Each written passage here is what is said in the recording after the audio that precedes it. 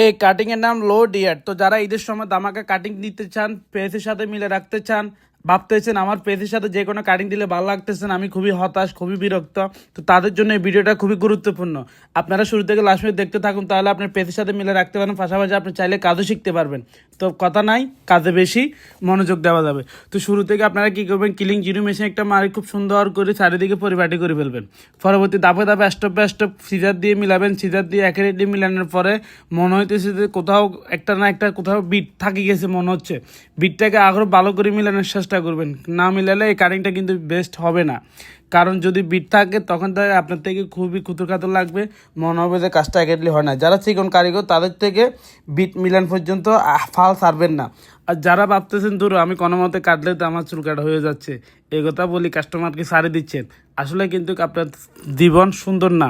আপনি দেখা গেছে এই দিন করতে করতে পাগলামি করতে করতে অলসতা করতে করতে একটা সময় আপনি নিজেকে হারাই খুঁজছেন, তখন বলতেছেন আমার কাস্টমার নাই, আমার দোকানে ইনকাম নাই, আমার দোকানে নিজের ইচ্ছা মতো টাকা কামাইতে পার। আরে মিয়া, তুমি কাজের উপর ফোকাস দাও, তোমার কাস্টমারের অভাব হবে না। তবে তোমার চুল কাটার রেট যদি 150 টাকা, তুমি 200 টাকা 300 টাকাও নিতে পারবা, কিন্তু তোমার হাতের কাম ঠিক নেই, তোমার 10 টাকা দিয়েও কে খাবে না। তো বুঝতে হবে বাদার, কাজের মূল্যায়ন করো, কাজের গুরুত্ব দাও, কাজের নিজের মতো করে সাজাই তোলো। কারণ অনেকে আছে তোমাকে বলবে ভাই তুমি তো বেশ কারিগর হয়ে গেছে, আসলে না।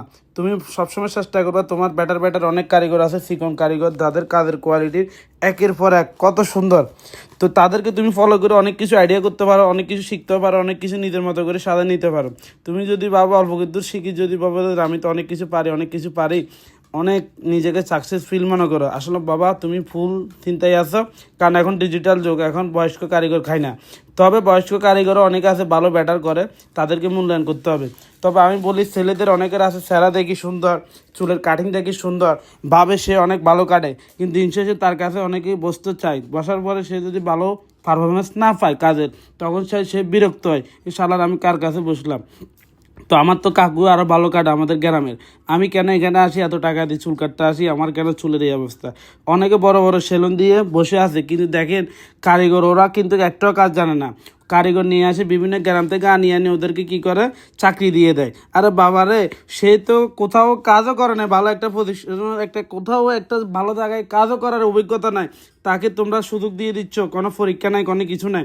তবে পরীক্ষা নিল ওরকম আহামরি পরীক্ষা না, ঠিক আছে, কারণ ওর দরকার কারিগর, ওর কোনো কোয়ালিটির দরকার নাই। তো কাস্টমার যখন সার্ভিস খারাপ হয় সে একবার করছে, দ্বিতীয়বার না দিলে সমস্যা নাই, কারণ অনলাইন মার্কেটিং। তো অনলাইন মার্কেটিং করে কতদিন খাবা বাদার। তো ঠিক আছে, আমার কথা বুঝতে পারছেন, আমার কথাকে রাগ করবেন না ভাই। আমি